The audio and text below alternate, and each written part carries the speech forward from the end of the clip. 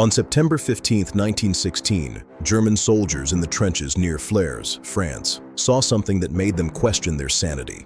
Through the morning mist came massive metal beasts, crawling over barbed wire and trenches like nothing they'd ever seen. Machine gun bullets bounced off them harmlessly. Some Germans ran, others stood frozen in terror. A few shot at the things until they realized it was useless. The British had unleashed tanks onto the battlefield for the first time in history, and warfare would never be the same.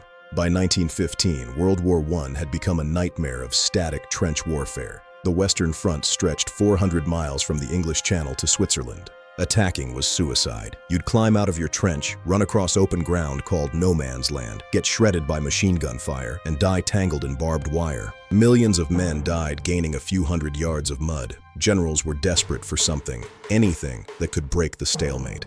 The problem was simple. You couldn't cross no man's land. They needed something that could cross trenches, crush barbed wire, and carry troops forward.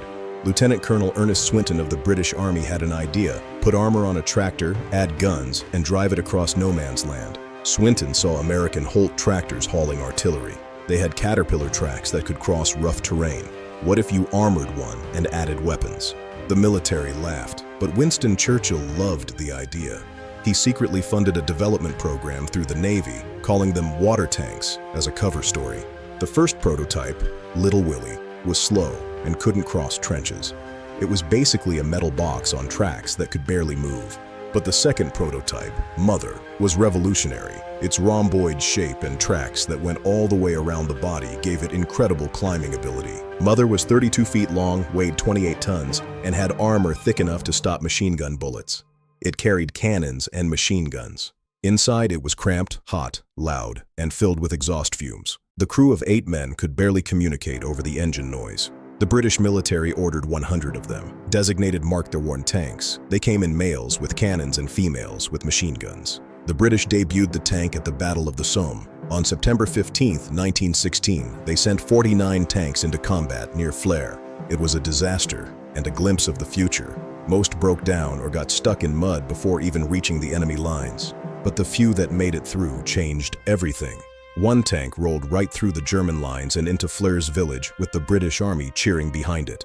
The Germans were terrified at first, but adapted quickly. They developed armor-piercing bullets and dug wider trenches. And they built their own tanks. The German A7V was a mobile fortress that looked like a metal building on tracks. In 1918, the first tank versus tank battle occurred.